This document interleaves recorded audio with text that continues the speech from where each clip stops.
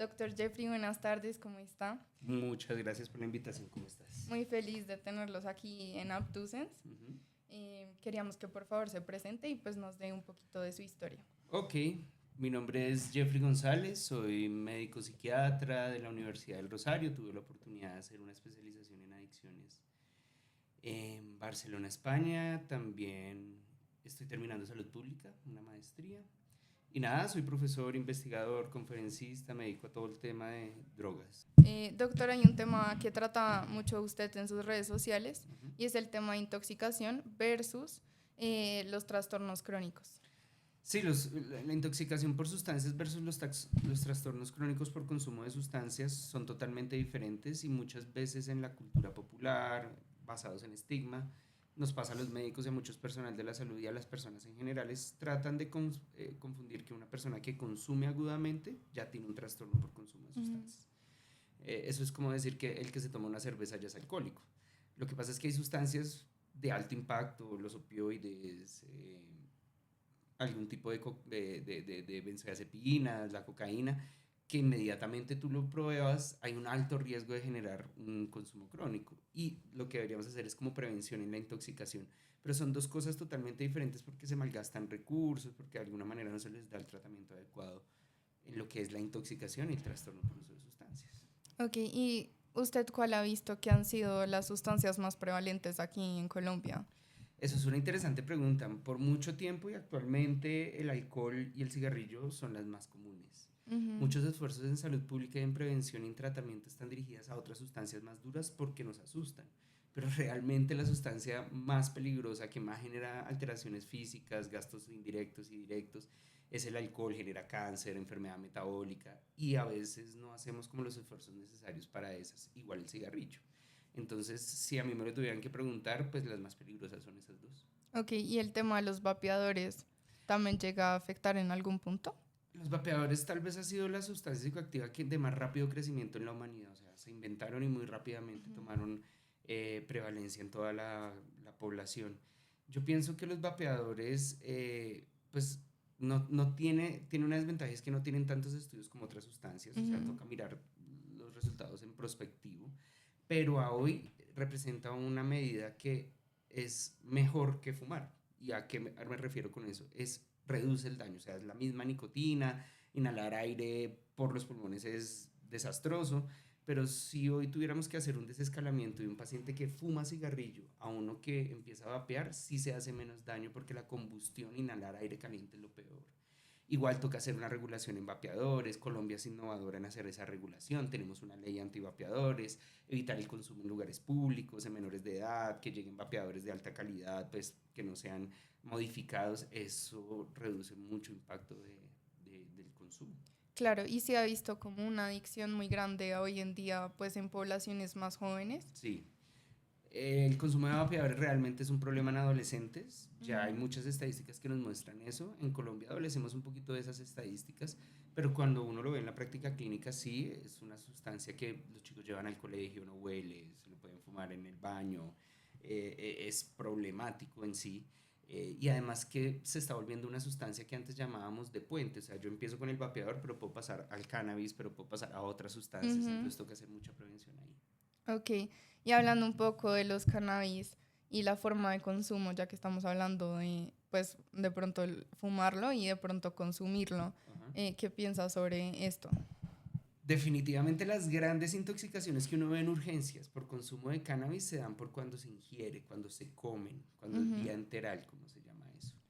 Eh, si tú te comes una gomita, un producto hecho de cannabis, el cannabis tiene una alta potencia, pues la digestión de eso va a demorar 8 horas, es decir, 8 horas de intoxicación. Genera episodios de pánico, alteraciones a largo plazo. Realmente esto es lo que más genera intoxicaciones. Hay un riesgo más alto. No obstante, cuando la fumas en vapeadores que ahora están de moda, en sintéticos, también se ha visto una alta prevalencia de intoxicación. Yo diría que es peor comérsela. Ok. Ujú. Y crónicamente, pues también tiene algunos impactos a nivel de la salud ¿El y comérsela o el consumo en general? el consumo en general, en especial también a nivel cerebral. Claro que sí. Aquí, digamos que mi área de expertise como tal Ahora, una de mis áreas de expertise es el estudio del cannabis en las consecuencias de generar psicosis y esquizofrenia en algunos pacientes. Entonces ya hay unos datos súper establecidos que aumenta el riesgo de psicosis, de esquizofrenia, deterioro cognitivo, alteraciones en memoria, lenguaje, un montón de cosas que hacen parte del desarrollo cerebral. Hay una triada que es perversa, ya lo muestran los estudios, que es ser hombre. Definitivamente los hombres tienen mayor riesgo de psicosis y alteraciones cognitivas cuando consumen cannabis. La edad de inicio temprano también. Ujú. Y la cantidad y la potencia del cannabis. Esos tres recursos hacen que a futuro estas personas tengan muchas más alteraciones, riesgo de esquizofrenia, deterioro cognitivo, bueno, un montón de cosas. Ok, y también he visto que está muy de moda no solamente pues, los cannabis, sino también los hongos Ujú. y el tema de la psilocibina. Entonces, pues, primera instancia quería saber qué tan frecuente es los hongos y el impacto. Y en segundo, pues, hemos visto que la psilocibina también se usa o está en estudio para usarse como tratamiento psiquiátrico. Entonces, ¿qué piensa al respecto? Yo tengo una posición muy particular alrededor del tema. Yo sé que hay muchos colegas muy entusiastas alrededor de esto. Lo primero que hay que poner pues en manifiesto es que los hongos han existido toda la vida. O sea, desde que el Ujú, homínido aprendió a caminar, cogió un hongo, se lo comió. Hay una teoría bastante interesante que es la del mono dopado, en donde un micólogo, que es un estudioso de los hongos, propuso que el hombre no hubiera podido crear el lenguaje, la religión, el placer por el sexo si no hubiera probado los hongos. Entonces, ha existido siempre. Los estudios basados en la evidencia con psilocibina y hongos también existen hace mucho tiempo. Eso fue posguerra, la Segunda Guerra Mundial.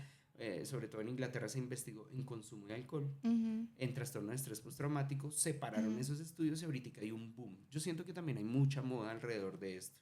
Y Okay. esa moda viene de la necesidad de muchos pacientes de encontrar una solución que no están encontrando en el consultorio, con sus psiquiatras, con la medicina tradicional. Ujú, Y eso ha sido aprovechado en cierta medida.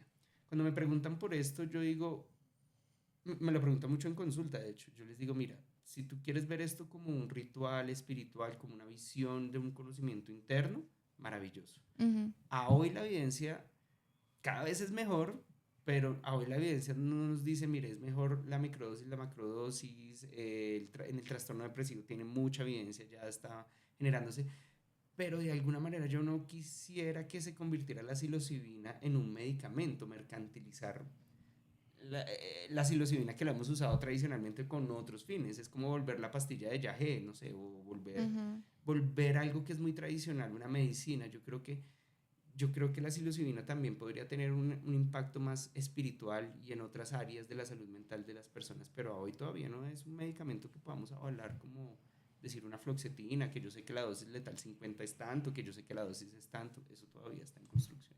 ¿Y hay alguno de sus colegas o de pronto de la parte más de psicología que conozca que, pues yo he visto que ya muchos de ellos los están usando en terapia? Ujú. Entonces, Bueno, ¿qué el piensa al fundamento además de la respecto? psilocibina es abrir, como darle apertura al inconsciente a recuerdos difíciles de evocar, ¿sí? Ujú, Eh, Obviamente esto tiene un setting, se le llama así, no puedo hacer un viaje de psilocibina o una terapia de psilocibina con macrodosis en cualquier lugar, sino es como en un lugar específico, donde haya una oscuridad, una música agradable y todo, porque los estímulos pueden ser muy fuertes, ¿sí? Sí, sé que hay colegas psicólogos que lo están haciendo, con la peligrosidad de que no son médicos y pueden generar efectos adversos, por ejemplo, cuando consumen antidepresivos nuestros pacientes. La combinación de psilocibina y ciertos antidepresivos puede generar algo que se llama el síndrome serotoninérgico. Y pues esa es una de las implicaciones que tiene. También hay unos psiquiatras ya que están entrenados en este tipo de terapias, siendo todavía medio alternativo con cierta evidencia, sí, yo no lo niego, pero no sigue siendo todavía un estudio claro que nos permita decir cómo usarlo. Entonces sí, está muy generalizado y pues lo entiendo. ujú, Lo comparto parcialmente ujú. y pienso que hay que darle más es como un carácter espiritual, terapéutico, que como una medicina como esto se lo vas a tomar y te vas a mejorar, eso no existe. Claro. ¿Y usted también trabaja todo este tema de la terapia conjunto a, pues, como el tratamiento agudo farmacológico que hace? Pues mira que parte, yo creo que ahí sí somos muy afortunados los latinoamericanos porque nosotros no nos basamos en los tratamientos netamente biológicos, es decir, farmacológicos. Perdón. sino también consideramos que la terapia es fundamental. O sea, yo creo que muchas facultades aquí de Colombia, especialmente de Bogotá, especialmente la que yo represento y en donde yo trabajo, nos enfocamos en que no solo el tratamiento farmacológico es lo importante, sino hacer un engagement con el paciente, hacer terapia, interpretar. El medicamento a veces lo que permite es bajar un poquito las emociones para ver el panorama. Entonces, obviamente nos entrenamos en terapia y obviamente la terapia es el pilar fundamental de la psiquiatría para mí, como yo la veo. Ok, y hay diferentes tipos de terapia. ¿Nos Sí, puede comentar algunas, por favor? pues mira, tal vez de las más antiguas es, bueno, hay terapias filosóficas fenomenológicas que me parecen interesantísimas, es entender el fenómeno puro del comportamiento, más allá de poner un juzgamiento de está enfermo o no está enfermo. Nosotros también tenemos una fuerte formación en psicoanálisis, Ujú. es un tipo de terapia, pues digamos que de las primeras en surgirse, como las más famosas, Freud, todo el mundo habla de Freud, ahorita Jung, que está muy de moda, Lacan, ellos terminan siendo un tipo de psicoanalistas. La que más se muestra en los estudios y la que más muestra evidencias es la terapia cognitivo-conductual, pero ojo, no es que el psicoanálisis no tenga evidencia u otras Ujú. no tengan evidencia, sino que la terapia cognitivo-conductual fue hecha para medir, entonces permite medir más fácilmente los resultados. Hay terapias familiares o sistémicas, hay terapias transpersonales en donde la espiritualidad es súper importante, en fin, hay un montón de terapias que no es que una sea mejor que otra, sino que el paciente puede sentirse más cómodo en una y el terapeuta más cómodo haciendo otra. Ok, y en el tema de las adicciones, ¿hay alguna que se dirija hacia esto? Sí, hay una que es la que más ha mostrado evidencia, actualmente se llama terapia motivacional. Ujú. Digamos que las drogas alteran mucho la motivación de los pacientes, la capacidad de hacer cosas, la capacidad de entrar a un proceso, por ejemplo. La terapia motivacional es un tipo de terapia cognitivo-conductual muy humana en lo que se enfoca en entender al paciente y entender por qué consume y cómo yo lo motivo para que haya un siguiente paso. Y si se cae un paso, yo no lo juzgue y lo pueda volver a sacar adelante. Ujú. Digamos que todos los libros de adicciones, Ujú. todas las investigaciones están basadas en esa terapia en esa terapia motivacional. Hoy por hoy aparece el mindfulness también como una herramienta fuertísima. La terapia familiar es súper importante. La familia a veces, muchas veces alimenta el consumo sin saberlo, sin quererlo. Ok. Entonces mezclamos muchas terapias con el único fin de que el paciente esté bien. Ok, y antes, haciendo un pequeño paréntesis, antes de salirnos de este tema, ¿ustedes también como psiquiatras consideran que ustedes deben ir o acudir a terapia, ya sea pues psiquiátrica o psicológica? Pero por supuesto, eso yo creo que es una condición sine qua non. Cuando nosotros estudiamos psiquiatría, por lo menos en la facultad de donde yo vengo, era muy importante que uno estuviera haciendo algún tipo de intervención psicoterapéutica, la que tú quieras. Yo tuve la oportunidad de ir unos buenos años a una terapia con enfoque psicoanalítico Ujú. y luego como que integré un poco de una terapia espiritual budista en mi vida y eso complementó con los años lo que ya hice. Siento, pues en mi manera de pensar, siento que la terapia no debe ser necesariamente constante, pero sí debe aparecer en momentos en donde uno requiera de Ujú. una ayuda adicional. Pero sí, conocer sus vacíos, conocer sus puntos negros para poder ayudar a otra persona es fundamental. Claro. Y bueno, creo que también hay un tabú pues muy grande a acudir a psiquiatría. Entonces, pues también nos gustaría que nos dijera, pues uno cómo sabe que uno debería ir a psicología o a psiquiatría. ¿Cuáles son como esos primeros indicios? Sí, esa es una pregunta que nos hacen mucho. Eh, yo digo que ese tabú y ese estigma de ir al psiquiatra o al psicólogo lo derrumbó en gran medida la pandemia. Yo creo que las cosas buenas que uno puede decir que dejó la pandemia fue eso, Ujú. porque definitivamente la afectación más importante que dejó la pandemia fue de salud mental. Claro. Eh, bueno, cuando ir a psicología o psiquiatría, digamos que los psiquiatras que hacemos algo de psicoterapia, estamos Ujú. capacitados de suplir en alguna medida lo que hacen algunos psicólogos, ¿sí? Que también es una intervención psicoterapéutica. Y eso ya depende del enfoque que tú quieras ponerle. Si te gusta más lo cognitivo-conductual, pues hay un tipo de terapia. Si te gusta más el psicoanálisis, hay un tipo de terapia. Pero de alguna manera, cuando Ujú. la funcionalidad se ve marcadamente dañada, cuando los síntomas no se ven pese a la terapia, podemos estar enfrente del trastorno. Los psiquiatras Ujú. manejamos el trastorno, que ya son enfermedades que requieren medicamentos, que el componente biológico puede llegar a ser muy importante allí. Digamos que los psicólogos no están capacitados, por ejemplo, para leer unos exámenes de sangre que pueden dar coherencia a algunas enfermedades o trastornos mentales, perdón, las comorbilidades. Entonces, pues los trastornos psiquiátricos tienen comorbilidades con un montón de cosas, enfermedades reumatológicas, endocrinas, obesidad, trastornos del sueño. Tal vez un psicólogo ahí se queda un poquito corto y nosotros nos tenemos que entrar a mirar exámenes, usar medicamentos, interpretar, remitir, ¿sí? Ujú. Entonces yo creo que ahí está la diferencia. Pero lo que marca un trazador bien interesante es cuando tú veas que la funcionalidad, yo ya no puedo trabajar, yo no puedo tener relaciones sexuales, yo ya no puedo disfrutar la vida, yo ya no puedo ir a estar con mi familia, ya creo que ahí se pasa el trastorno. Ok. Es importante eso. Y bueno, y ya con el tema del tabú de que solamente las personas que están locas pues van al psiquiatra o van a los centros en especial psiquiátricos de esta manera aguda, pues ¿qué opinas sobre esto y qué haría para desmentirlo? Pues de alguna manera, yo no sé cómo definir la locura hoy por hoy. Cada vez es un concepto que entra en discusión. Ujú. Siento que cualquier persona que sienta la necesidad o su entorno le dice, mira, yo creo que es importante que vayas a terapia, inicialmente puede ser psicología, no necesariamente ir directamente al hospital psiquiátrico, yo sí creo que uno debe tener ese diálogo interno y hacer una introspección y decir, oiga, de pronto sí lo necesito. Colombia es un país construido en masculinidades fuertes. A nosotros nos enseñan, por ejemplo, a no llorar, a no quejarnos. Ahora se puso muy de moda algo que se llama el término que se llama lexitimia masculina, que es nos tragamos toda la emoción y no lo expresamos.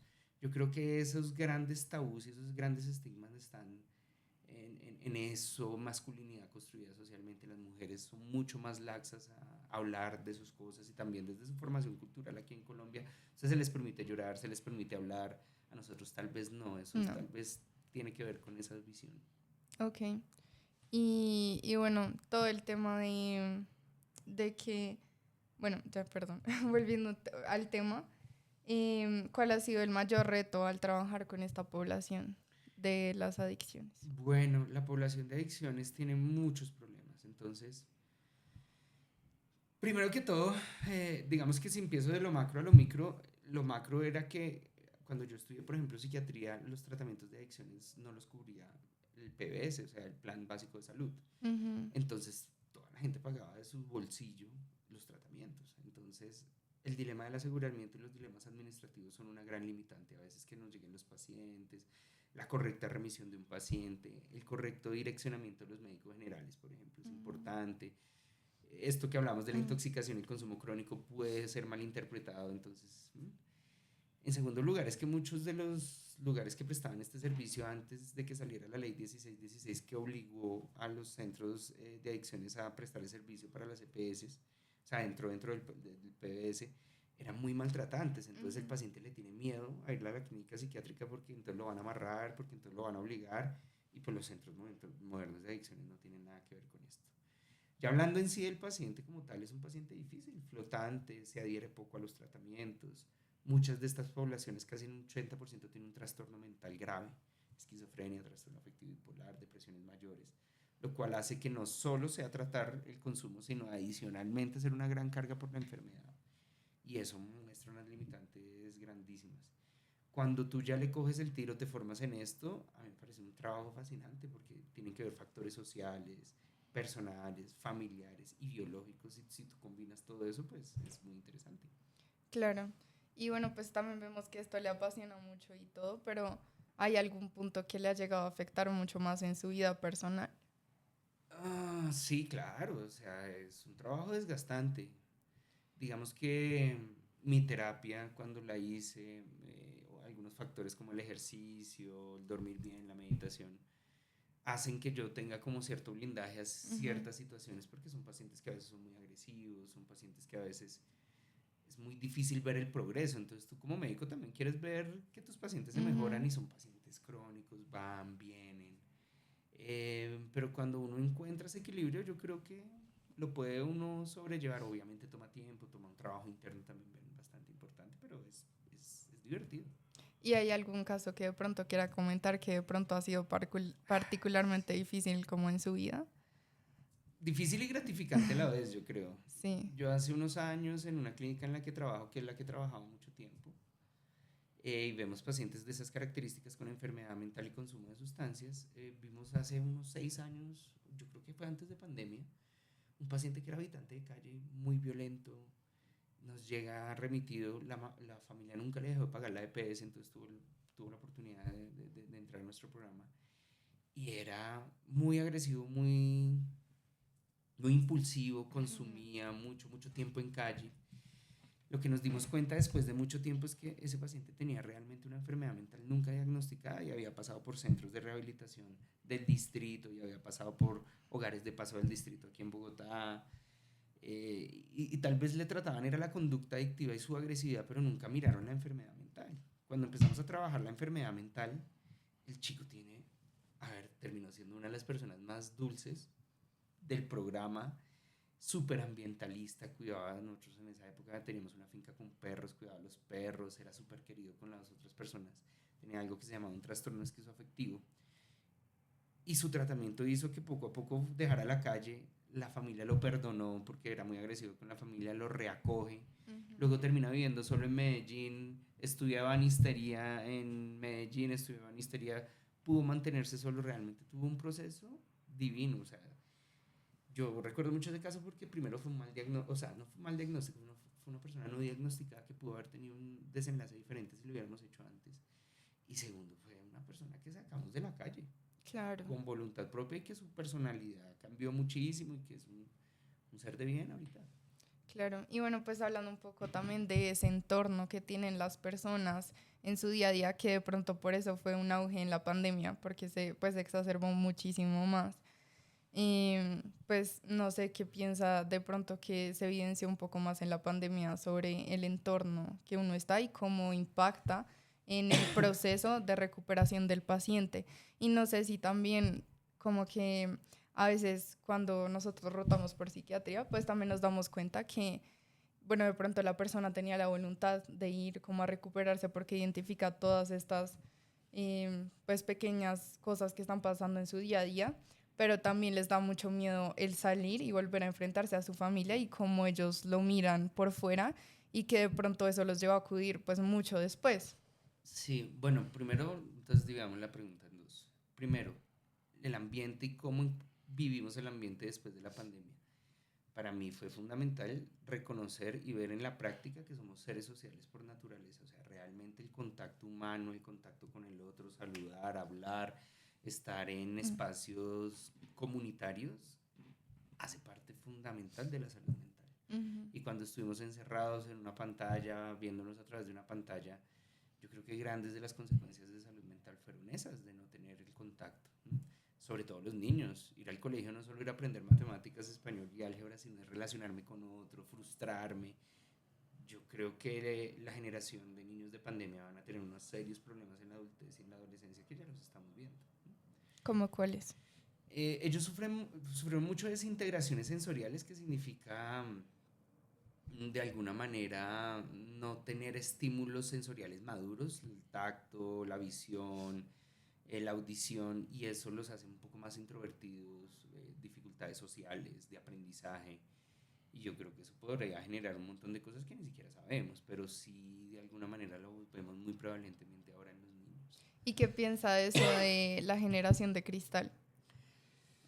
Yo pienso que yo pienso que siempre ha habido generaciones.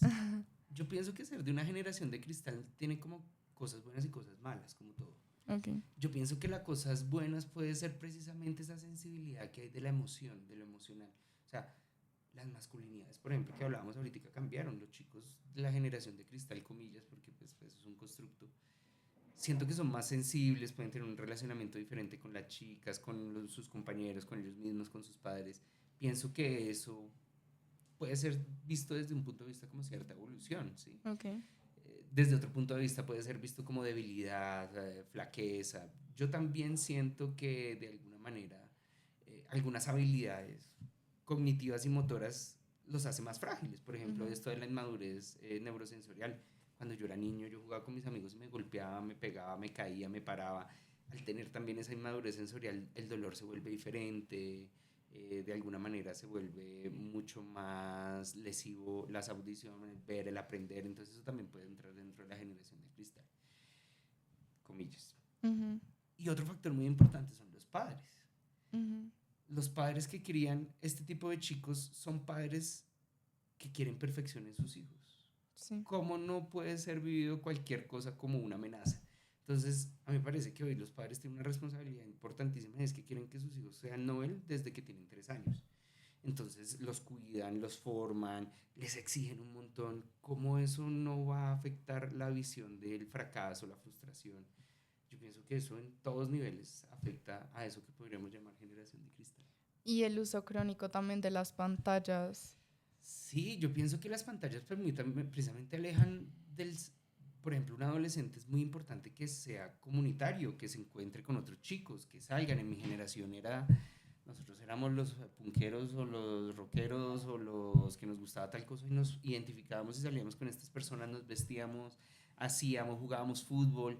Eso a través de una comunidad virtual no se logra de una misma manera, y eso tiene unas implicaciones en salud mental y en el desarrollo, en la sociabilidad, bastante importantes que pueden estar ahí relacionadas. Pero también cree que de pronto el que sea la moda, la salud mental, en cierto punto, también llega a hacer que uno como que adquiera un diagnóstico que no necesariamente uno tiene. Por ejemplo, uno dice como, ay, no, ahora todas las niñas dicen que están deprimidas, que tienen ansiedad, que tienen esto, pero ¿en qué punto eso es moda y en qué punto llega a ser real? Mm, yo creo que la enfermedad mental, comillas, el trastorno mental siempre había existido. Lo que pasa Ujú. es que yo, si no tenía acceso y no sabía reconocerlo, pues jamás me di cuenta que lo tenía. Si tú te pones a mirar y preguntas a personas, a nuestras abuelitas y todo, no, pues yo sí como que me ponía triste y melancólica, pero y Ujú. eso que psiquiatra, ni que nada, ni que TikToker que me explicara que era eso. O sea, yo le echaba para adelante o me lo curaba así o hacía tal cosa. Yo creo que siempre ha existido el sufrimiento, siempre ha existido el trastorno, de alguna manera siempre ha existido. Claro, al ser más evidente y al ser más difundido, pues yo me puedo llegar a los autodiagnósticos facilísimo. Y de ahí sí es importante, y quiero hacer relevancia a lo que tú haces, por ejemplo, en lo que estamos haciendo con redes sociales, es la correcta educación en salud mental. Porque es que mucha gente se está autodiagnosticando a través del coach, a través del influencer, a través de una persona que realmente no puede hacer diagnósticos. Entonces, claro, todo el mundo tiene un diagnóstico. Claro. Y entonces, bueno, ya hablando de las redes sociales, ¿cómo surgió todo esta motivación de usted de hacerlo y desde hace cuánto comenzó? Bueno, entonces yo tengo un proyecto que se llama Juaco. Juaco es un personaje, es una caricatura que enseña acerca de salud mental y drogas. Ujú. La verdad, yo vengo de una generación donde usar redes sociales es difícil. Yo lo empecé muy empíricamente.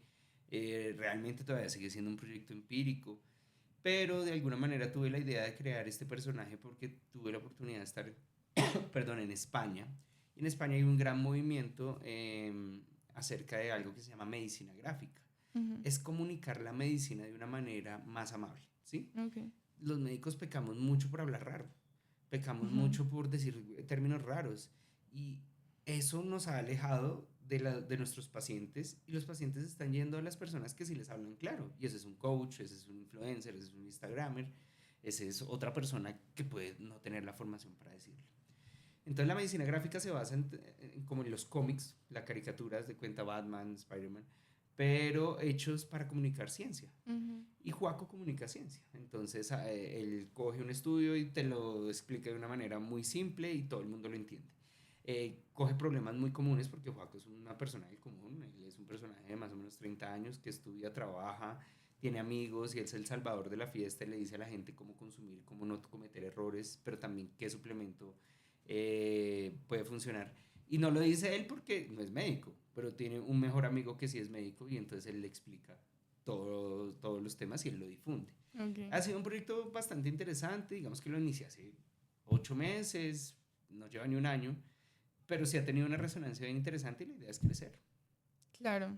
Y bueno, ¿hay como algún plan a futuro con este proyecto? Sí, todos. Juaco va a ser animado, o sea, va a hablar, va a ser un personaje que hable y todo muy pronto. Mm. Juaco va a hacer alianzas con empresas para hablar de cosas que funcionan, ¿sí? Juaco, me gustaría verlo, eso también es un proyecto en secretarías de salud, colegios, universidades, como cómic, educando a la gente de una manera amable. Juaco tiene mucha proyección, lo que pasa es que, claro, estoy en la organización de eso, pero sí, esa es la idea, que crezca. Ok. Esto me recuerda mucho sobre también el tema de la inteligencia artificial hoy en Ujú. día. Y pues no sé, usted directamente qué piensa de que las personas acuden a ChatGPT Mm. para ser su psicólogo, su psiquiatra y reemplazar esa terapia. Mira que hay un estudio muy interesante, fue una encuesta muy interesante que no sé, que creo que se hizo en Reino Ujú. Unido, de cuántas personas consultaban ChatGPT para resolver problemas de salud mental y eran muchísimas. Sí. Y uno de los factores que más vieron en ese estudio fue que ChatGPT es mucho más empático muchas veces que tu psicólogo o tu psiquiatra. O sea, ChatGPT nos está ganando en empatía, o sea, eso me parece a mí peligrosísimo. La gente se siente más cómoda hablando con ChatGPT. Sí. La gente se siente más agradada con las respuestas que le da ChatGPT. También ChatGPT me parece que a veces peca por ser un poco sobreempático, ¿no? Te dice cosas a veces como para halagarte. Y eso también termina siendo peligroso. Pero sí, eso es algo muy llamativo. Y otro factor muy importante es que el déficit de psicólogos y psiquiatras, no solo en Colombia, sino en el mundo, es terrible. Ujú, Y una persona no se puede esperar 2 o 3 meses, como pasa en nuestro país, ujú. para que le den una cita para psiquiatría, para que lo vean en 20 minutos, porque además el tiempo está súper reducido, y le diga que se tiene que tomar una pastilla y ya. La gente va a ChatGPT, tiene el derecho, es una cierta democratización. Yo siento que ChatGPT definitivamente no es malo. Y bueno, Ujú. estoy diciendo ChatGPT porque es el más famoso, pero Gemini o el que usen, DeepShark, bueno. Ujú. Eh, pero siento que tenemos que hacer educación digital, tenemos que enseñarle a la gente, vea, hasta este punto puede llegar a ser útil, hasta este punto pide ayuda. ChatGPT se ha entrenado en eso, especialmente ChatGPT porque ha tenido ciertas demandas por chicos que se han suicidado Exacto. y todo. Entonces yo creo que sí tenemos que hacer una educación digital entre nosotros. Parte de los pensos de medicina podrían... ¿Y cuál ha sido ese post más mal interpretado también por el público? Bueno, ese fue antes de que saliera Joaco. Esta historia es interesante. Fue el año pasado, hace exactamente un año. Yo tenía mi red social X, pero ahí aparece que yo también soy psiquiatra y especialista en adicciones. Y el año pasado hubo una noticia muy resonada y no vamos a politizar este podcast, pero salió el presidente actual diciendo, mire, tomarse un vaso de whisky es más peligroso que esnifar cocaína. Y todo el mundo, no, pero ¿cómo va a decir eso? Eso está mal y no sé qué. Ujú. Bueno, si uno no conoce un poquito de la salud pública y de la medicina de adicciones, uno puede verlo de esa manera. Pero la realidad, como lo hablamos al principio, es que el alcohol es la sustancia psicoactiva que más genera enfermedades, cánceres, desórdenes metabólicos, etcétera, y pues termina siendo la sustancia psicoactiva más lesiva. Ujú. Mucha gente dice, no, pero es que no es lo mismo las personas que consumen, no es la misma cantidad las personas que consumen cocaína versus las que consumen alcohol, pero hay variables estadísticas, hay formas de hacer estadísticamente una equiparación de variables para saber que teniendo el mismo peso, cuál hace más daño que otro. Hay diferentes publicaciones que han salido alrededor del tema. El Global Burden Disease tiene un estudio clásico que habla de eso. El Lancet habla de eso en una publicación de hace unos años. Y yo puse todo eso en ese post. Ujú. Entonces dije, mire, fuera de la política, pero si hacemos educación en drogas, el presidente sí tiene razón. Y empecé a publicar estudio por estudio. Yo creo que es el único tweet o publicación viral que yo tengo en X. Tuvo 2, 3 millones de visitas. Pero también me dieron palo durísimo porque que yo era de tal partido, que yo era de tal otro. Entonces yo muy diligentemente dije, no, pues esto es ciencia. O sea, Ujú. realmente si queremos hacer educación en drogas, si queremos aprender, si queremos realmente ajustar recursos públicos para hacer las cosas bien, pues tenemos que saber este tipo de cosas más allá de que esté alejado de la política. Y entonces, bueno, ese fue mi publicación más controversial. Ok. Y si Joaco tuviera que ahorita también desmentir otros muchos más mitos que hay sobre las adicciones, ¿cuáles serían? Bueno, me estás dando material para próximos posts, pero por ejemplo, muchos pacientes me llegan a consulta diciendo, doctor, yo no tomo alcohol, yo solo tomo cerveza.